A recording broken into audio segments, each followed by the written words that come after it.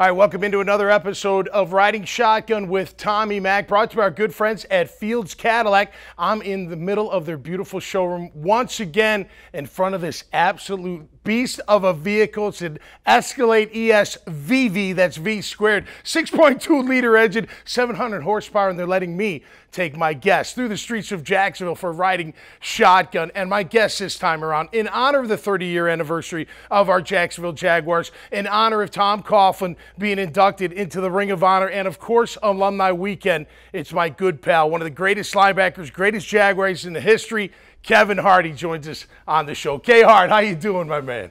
Tommy. Good to see you. What's Thanks up, for man? being here, man. You know, I love you. It's I great to appreciate have it, you. man. It's Big great to be weekend here. this weekend, huh, with the 30-year anniversary. Think about that. 30 years ago, this whole thing got started. It's crazy when you think about it like that. Yeah.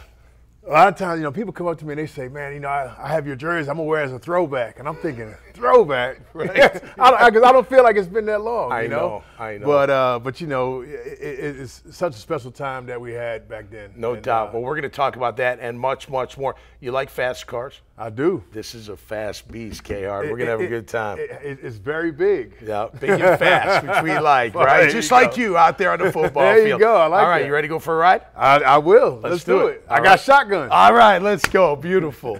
Let's do it.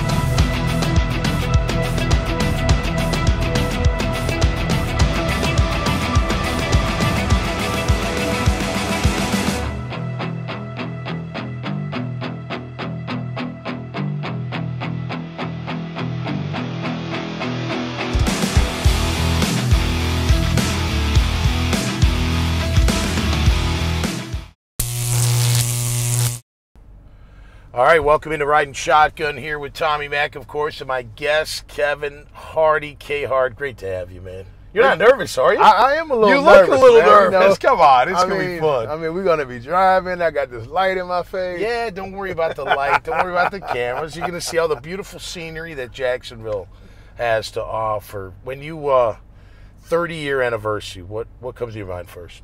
Anything? What would come to Kevin Hardy's mind when you're like, man, looking back, 29, 30 years? Like the time in the league, it felt like it flew by. 30 years post-career has flown by. Right. Right. It doesn't seem nowhere near that long ago that, I was out there running around on the field. Obviously, it helps to see you guys and be around the guys. But, But, man, just how fortunate were we to be, oh my to be gosh. in that position. I mean, think about it, man. You're dreaming it your whole life, and then you make it, and then we have success right away. Well, you did your rookie year. Yeah. First of all, how about this car? 6.2 liter, like 700 horsepower. I got to keep the guys behind me, so I won't be hauling too bad. I mean, when you started it up, I thought to myself, what's going on here? No doubt about it. And then it. to hear, it's got like a Corvette engine or something? It does, yeah. This is incredible, but it'll be a lot of fun. So you live in Jacksonville. You stayed in Jacksonville once you got done playing with Dallas and Cincinnati, and then this is your home. Why Jacksonville for you? Well, it was something special about Jacksonville in terms of, obviously, I was drafted here. It was the first team I played for, and spent 6 years here. And in that time frame, I made a lot of friends, not just guys I played with, but a lot of friends in the community. Absolutely. And, I grew up in southern Indiana and a little bit about the weather, but Jacksonville just felt like home. Yep. And my wife and I, at the time, we just decided that this would be a great place to raise the kids. Yep. And to be honest, I had thought to myself, like once, like my kids graduated high school and went off to college, I was going to consider leaving, but that thought has kind of came and went. And I feel like, I'm a lifer. Yeah, I know I am for sure, man. It is, and you talk about people in the community. One thing that you did, and we all did it. We were smart in the fact that we were always approachable off the field, and you always tried to make friends with the restaurant owners or the managers or the servers or the bartenders. Just hey, man, just being friendly. And you were the same way.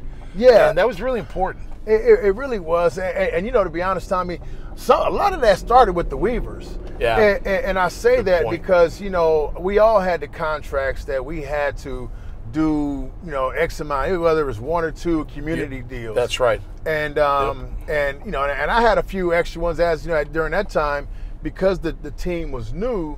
There was a lot of businesses wanting guys to be pitchmen or being associated with Jags. Yeah. But like you were saying, a lot of the things that we did, I know a lot of things that I did, we're just off the cuff in terms of not getting paid. Going places not because somebody was paying me to be there, right? Because I enjoyed being there. Yep. And they took care of you. They took care of you, which is important. I used to have this joke. I tell people, when I first came to Jacksonville, I should say, man, I would go out, me and my running mate, TB, Tony Brackett. Yeah, Brackett's great. I'd say, man, we go places, I'd feel like a woman. I say, because we go places and the guy would be like, hey, we take the check and they say the check's been paid for by that table over there. Oh, man. And I'm thinking, what? Or say they got a bar, hey, this round is on that table or that guy or, whatever. And I'm just like, man, it was just, unreal.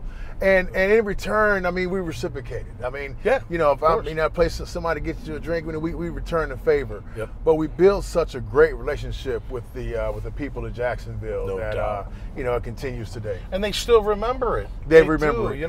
And that's one message. I mean, there's a lot of messages for this year's team, but even just the younger guys, man, that's what makes Jacksonville special, man. They want you to do well in the field, and they are going to give you a hard time if you don't. But when you do well in the field and you're good off the field and approachable, man, it's a lifelong relationship. And they appreciate it, and you appreciate it. Everybody's happy. It's a great thing. It really is. And I mean, Jacksonville is a big place, but it has a small town feel. Yeah. And easy, buddy. Tiger. This thing is nice. Holy cow. But the thing about it is that when you look around the NFL, I believe, I'm not positive, but I think Jacksonville is the only city or metropolitan area that doesn't have another professional sports team, right? Team, of any of the big 4. Yep. And so what that means is it's like this is the only show in town. And this meaning the Jags are the only show in town, and so people really, really take to the Jags, because like when I left here, I played with the Cowboys and Dallas. I mean, obviously people love the Cowboys, but you got the Mavericks, you got the Rangers, you got the Stars, right? And not to mention all the celebrities that are around. And so it's just a different feel, than what you get here in Jacksonville, and I really appreciate that.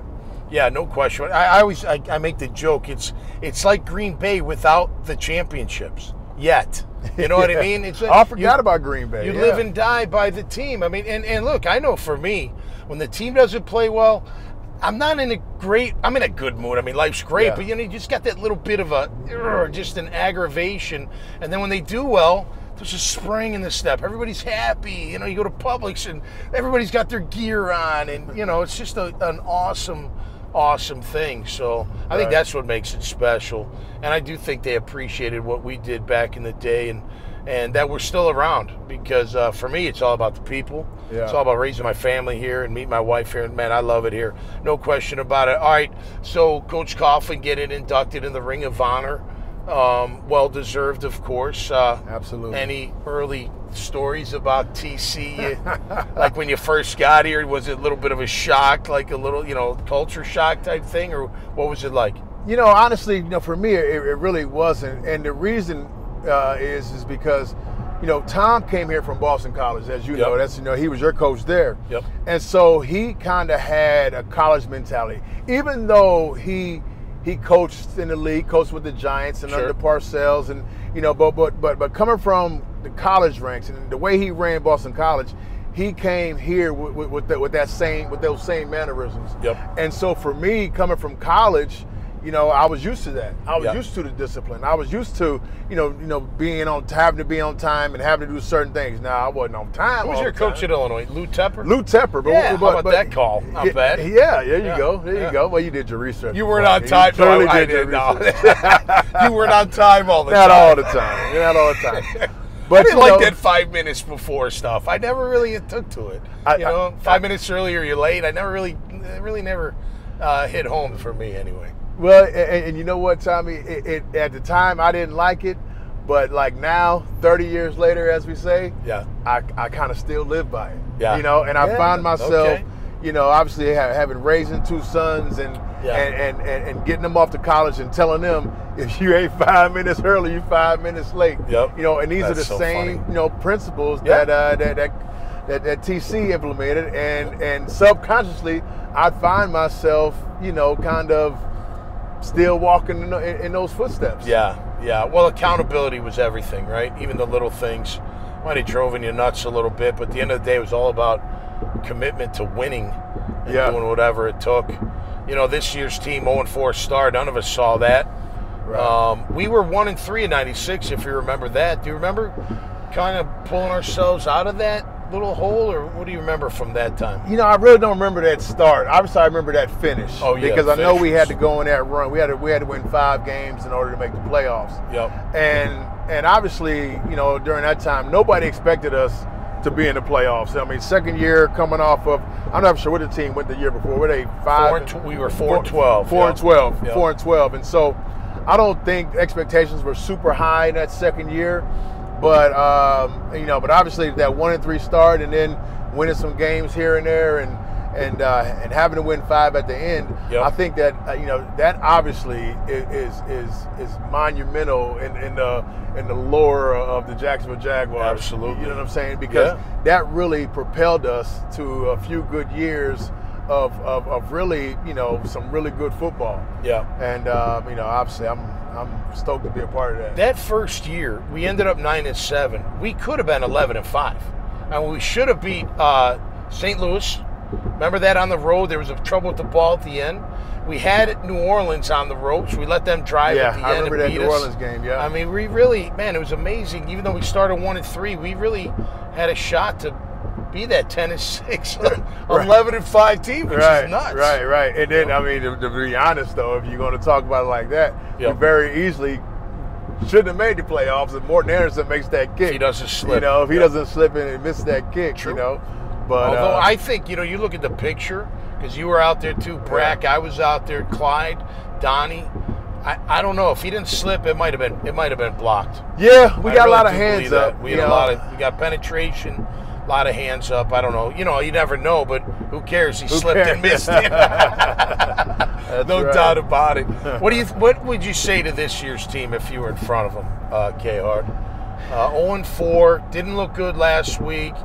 I will say this, though, because I always felt like, even though we got off to that rough start, like, remember when we went out to Oakland? We shouldn't have lost to Oakland, but they beat us. You know what I mean? And that was a game like, we felt like, man, we could have won that one. It wasn't like we got blown out. I blame it on the dirt infield. Yeah, because they're the baseball infield. We were used to that, but I'm just kidding. Yeah. Well, listen, that was an interesting place to play. Yeah. No doubt about that. But I don't know. I think this team, even though they're 0-4, couple plays here and there. No, definitely. Right? Definitely. Or not? It's definitely next game. I mean, put your phone down. Don't worry about what everybody's saying. Next game. That's the only thing you can do. To be honest. But the thing about it is they just have to. They got to play complementary football. Yeah. And it's like it's such separate parts. I mean, like. And not even just when I say like one guy, when you look at like the NFL, I mean, like you got the offense and the defense, special teams. Yep. But like the offense, if they go out and fumble the ball, the defense got to they got to do their thing to pick it up. Change, baby. Yeah. Yep. And I mean, unfortunately, we've had some experiences like that we just haven't we haven't been well. We haven't done well in the sudden change. Yep. And that was one of the things that I hate to keep going back to us, but. I thought that we were a very good complementary team because if we went out and say got a stop, like say in the in the plus territory, you know, the offense is going to stick it in, no doubt about it. You know, and you know, we just got to get into that kind of stuff where this whole thing is playing together as a team. Yeah, I mean, look, you know, like you go for it on 4th and 1 at the goal line. I wouldn't have, but you did. You get stopped. That doesn't mean, you know, the defense has got to let them get any yards, right? You still got to make plays. You still got to step up. It's hard on the road with momentum against you. Can you explain momentum? If I asked you to define momentum, how would you define momentum in a football game? Well, you know, from Doug's perspective, in terms of in that situation, when you're talking about they had him on, we were on the goal line and to stick it in, because you're on the road, you're 0-3, you know, you have no momentum when you talk about the season. You just need to do something that sparks, you know, that sparks the team, and to create momentum. You know, because once you get that first win, you know, like you kind of feel like, okay, now we over that hump. Now we have momentum and we can get it going. In that situation, you know, if they stop you, he's looking at you got 98 yards to go. We should be able to, you know, get that done. They were stopping them in the second half. I think they had 4 they were playing better defense. Or 3 3-and-out, something like that. So there was some of that. Sure. And certainly there's a lot of people questioning the call, you know, because he got stopped. But I'm with you. You said you wouldn't have done it. I would have made the same call. You know, I don't know if I did the quarterback, you know, draw there. Right. But my mentality would be, listen, the whole thing that I'm saying about this complementary football, like, if we don't get this ball in, our defense has to come in there and stop them from driving 98 yards or, you know, whatever it is they get in field goal range. Yeah, and you felt good about the defense. I get that. The thing, I don't know, I go back to, like, look, when you're on the road, you should take the points. And to me, look, if you felt that good about your defense stopping them, well, stop them when you got a 6-point lead instead of 3. Yeah. You know what I mean? Because the momentum for them, it switched right away. And then, you know, you know what it's like when momentum swings and you're on the road and it's against you. It's kind of like a whirlwind. You don't even know how to settle down sometimes and make a play because you're caught up in all that moment. Yeah, I agree, but I just feel like, man, I'm with you. You're on 3. What do you got to go for? And how big would that have been for this football team if they could have went into Houston? You know, obviously the division winner from last year, and you know, sitting on top. You know, the favorite to win this year. You go 0-3. You go on the road to their place and win. You know, it sets you up for this next stretch where you got Indianapolis and then go to London for a couple of games. Absolutely. You know? But unfortunately, it didn't work out that way. No, I know. But hey, look, they've obviously got plenty of football left to be played. Indianapolis coming to town this week. They're very beatable. We usually do pretty well against them down here in Jags. So hey, you get to 1-4, go to London, maybe get lucky with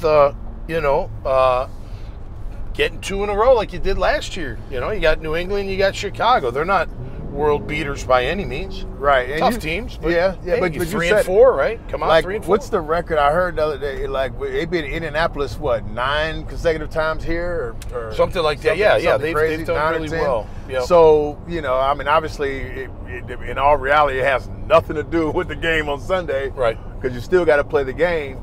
But, you know, something that you know is in the back of your mind, you know this team is beatable. Yep. But I really feel like they need to get this. Because they traditionally they play well over in London. Right. We don't like that they go over there for 2 games, but you know, if they can come back with 2 wins, I think we'll all be happy. Yeah, no question about that. And then they're 3-4. All right, real quick, give me your assessment of Trayvon Walker, Josh Allen, and those outside pass rushers like you did back in the day. Well, you know, Josh coming off of a pretty good year. I don't say monster year, but you know, to the standard, I mean, you know, a really good season. And unfortunately, hasn't quite, you know, picked off exactly where he left off. But, you know, I think he's still playing hard. You know, he's just not getting the same opportunities, and part of that is because of like how the game flows and where you are in the game. Sure. Trayvon, he looks a little more active. I look like he cut a little weight. Mm-hmm. You know, I think he's moving better. He's one of those guys that obviously you draft a guy number 1 overall. You don't expect him to take a couple years to get going. Yep. But unfortunately, that's what it's kind of been for him, because he has been a lot. I don't say a lot more active, but he has been more active than he's been. But we still need more. Definitely. We still need more. So is there an adjustment? I've never played, so I don't know. But is there an adjustment from being a stand-up 3-4 backer, pass rusher, to a 4-3 defensive end? Yeah, with your hand in the ground. Well, like the way that they play it, not as much, other than your takeoff. Like when I was standing up, I was a true outside linebacker, and then sometimes on nickel I would get down, put my hand down. Right. So it's kind of opposite of what Trayvon. Trayvon played with his hand down all his career, and now he's doing some standing up. So I like to think that it's probably a little more difficult to do it the way that he's doing it, because standing up, I mean, when we're kids, we all get down in that 3-point stance, and so you do that. But then learning how to rush off of 2 feet or drop if you need to, or that kind of thing, I think it's a little bit it's a little bit of a learning curve. Adjustment. Yeah, Absolutely. Well, how about Trevor? What would you say to Trevor after maybe not? Well, not maybe not. He had a bad game, missing some open guys. I feel like he's pressing a little bit. He probably is. I think that getting Evan Ingram back, hopefully he comes back this week. Yeah, I think it helps, just because Absolutely. It's that safety valve that you can you can go to. Yep. It just helps take the edge off. I thought that with this the game against Houston, they started off with what was that, like a receiver screen or like a short pass to kind of get him going. Yep. Obviously he can't miss the downfield throws that he's been missing. Right. But just like any other position, it's just like what we said about what we would say to the team right now. Yep. It's a next game mentality. I mean, that's all you can do. I mean, obviously we'll sit here, everybody will harp on what was going on in the past, and he knows. He knows what They all know. They all know what they need to know. do. Yep. And you just got to go out and do it. Hopefully, during practice, this week, they've worked on that timing a little bit. I mean, but for him, again, it's just the next game. It's the next play. Yep. He's been doing all his life. I mean, I think he's going to be fine. Yep.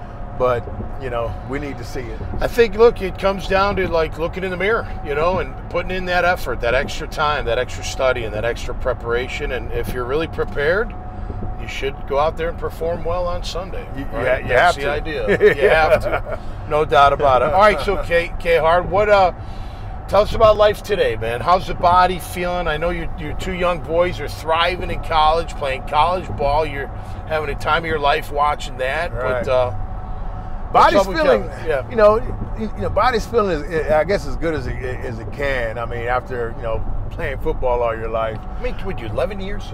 13? No, I was only 9. 9 years. But that's so in dog years, that's like 40. Yeah.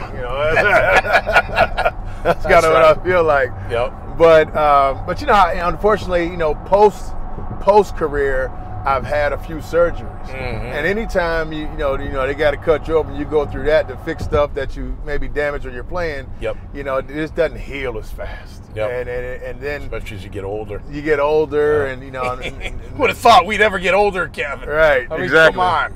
But I tell you, I've really, like when my sons were here, playing high school ball, and I was coaching, when they were here. So last year, I didn't coach last year, but prior to that, I coached for like 5 years. I started with Mark down there at Episcopal, and then was at Sandalwood for a little bit. And then I spoke to you guys at one time. Yeah, I remember that. That's right. But doing that coaching, it really helped me, just in movement and being out there on the field and moving around, and really working out and just staying active. Yeah. And so that's what I've done. I've been doing a lot of that, and Good. And it really helps me, feel better. It helps me kind of forget about some of the aches and pains. But as far as like what I'm doing with both my boys obviously are off to college and playing the same position as playing the same position. All right, so let me ask you a question. Did you ever have to have a conversation where, like, boys, you don't have to be me, go be you? Was there ever any of that? Like, they felt maybe the pressure, like, man, I mean, come on, big time player, big time draft pick, you know what I mean? Like, there's a lot to live up to. But Did you ever have to have that little, hey man, don't worry about being me, go be you? Yeah, they're doing their own thing. They're kicking butt, man. Yeah, they definitely are, and that's a tribute to you and your ex-wife, man. Yeah, no doubt. I appreciate that. Absolutely, man. It's all about. I really, I always try not to harp on the things that I did, and I never wanted people to compare them to me, because obviously it's not fair. Yep. And to be honest, Tommy, that's one of the reasons why, and that's really the main reason why my younger son didn't go to Illinois. Okay.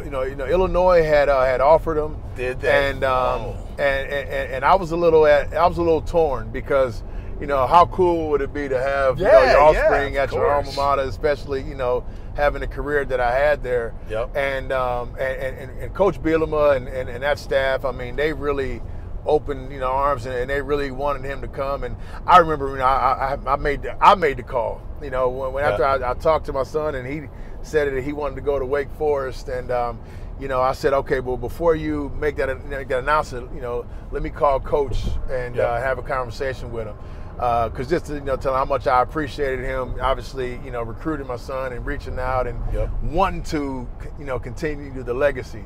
Yep. And he was disappointed. To be honest, I was a little disappointed. Yeah. But at the same time, I knew it was important for him to build his, to start his own, absolutely, his own path. And the other son had gone to UConn, and he was, forging his own path, and he's doing his thing. That's funny. You don't compare my girls dance, and I'm always like, well, listen, back when, Dad, it's not football. Like, everything's football. Trust me, everything is football. That's right. It's so much fun, man. I tell you what, going from playing ball, and then, married, having kids, raising a family, living here. I mean, it doesn't get much better, man. It really doesn't. And I know it's probably the same for you, but, when you're out, because, your kids didn't really get to see you play, at the peak. Right. They can turn on a video, especially nowadays on the YouTube, whatever. Yeah. But when you're out, and this is the one thing I always got to kick off, is like, you'll be out and you'll run across somebody that watched you play, and they start telling stories, and and so you look at the kids look at me and say, okay, Dad, so you really was pretty good. You were pretty good, right, that's because they didn't believe me what I'm saying, right. I'm kidding. That's funny. But that's cool stuff. It's cool stuff for them to experience. Listen, I had a dad bods gig, the band, Saturday night. My youngest had never heard me sing. She came, and I guess the whole riding, because I wasn't in the car, she's like, oh my gosh, she wanted to laugh the whole time. And she's like, literally, my wife's like, 5 seconds in, she's like, wow, he's pretty good. It was so great, made me smile and all that stuff, man. Well, I'm looking forward to Alumni Weekend, man. A lot of great memories. Looking forward to Coach Coughlin being inducted. Well deserved. I mean, listen, he's still, to me, a very important part of my life. If I really break it down, I mean, if he never reached out or had our Coach Zabo reach out, my life would be different, man. Yeah. It'd be so different. I don't know where I'd be. I don't know. Maybe I'd be in Boston. Maybe I'd be in Chicago. I don't know. But I'm right where I'm supposed to be. Isn't it funny how life works out like that? Absolutely. You and I have been friends since 1996. And, and all of our friends along with that, with Brack and Bees and Chief, we had such a great group. Right. Let me ask you this. I know you owned Dream, the nightclub, for a long time. Do you miss that at all? Like that? Any of that kind of business type stuff, or not really? Just kind of, like some of the business, and again, just like football, like a lot of the, the people that I would meet from week to week, or day to day whenever I was there. It's such a social place. Being social is just part of my fabric. You always have been very social. I've always been like that. You have. And that was one of my favorite parts about being in that business, is because I'd always have friends. I'd always have family. I always, meeting, new people, former players, whether it's celebrities, whether it's average Joes, whatever. And, just entertaining, just having a good time. And it's fun. It is. It is. I mean, you like meeting people. I love it. I do too, man. I really do. And for the most part, people are great. Kind and cool, and then when they're not, you just, you let them know I'm not really into it, and right. But for the most part, you're nice to them. Yeah, it's easier being kind first, right? Exactly. But and unfortunately, it's not the same as as today as it was when we were coming through, and everybody says that kind of stuff. Yep. But obviously I used to have get-togethers, gatherings. Not freak-offs. No, they weren't that. They weren't that. For the I was at a couple of those parties. There was not anything like kidding, that. I'm digging that ditty. Yeah, no doubt. But just having just people over, and nowadays I don't know if you could do that. Because people come in with ulterior motives, and they do, and phones and stuff. Yeah, and all that type of craziness, man. It's different. So I'm glad we came through during the time that we came through. No doubt. No phones. No camera. No video. No video. All right, so you got a prediction for the game this Sunday. What do you think? You think they get a victory? I definitely think they get a victory. I thought that they would have got Sunday. I did too. This past Sunday. But I definitely think that it's time. I think that we get one, and you asked me earlier about momentum. I mean, I really feel like in this league, you get that one under your belt, especially where they are right now. Yep. They might come in bunches. I wouldn't be surprised if we come back from London, be 3-4. And I don't know who we play when we get back from London. Yeah, let's not worry who gets too far. Yeah. But I'm calling it. I'm calling 3-4. Yeah. Over the next 4 weeks. Well, listen, man. First of all, this car is badass. I didn't get to open it up. Kevin was a little nervous. I didn't want to do that. And wait a minute. I thought that's part of the deal. I could take it home. That's your party gift. Yeah, that's my partying gift. Hey, the guys from Fields, they love you. They're from Chicago, man. They don't talk to them about it. Absolutely, man. But thanks for being on the show. Absolutely. Thanks for having me, man. You're Appreciate the best. it, buddy. You're the best. One of the best guys out there, and one of the best players ever in the history of the Jacksonville Jaguars. That'll do it for us this time around. And Riding Shotgun, where every episode we have a celebrity guest right in the shotgun seat. Brought to our good friends at Fields Cadillac. So until next time, stay safe, be cool, and we'll see you right here on Riding Shotgun with Tommy Mack. Peace. That's easy, man. Isn't that great? That's pretty good. You just sit there and shooting this. Yeah, we just shoot. That's what it's all about. That's fun. That is wild.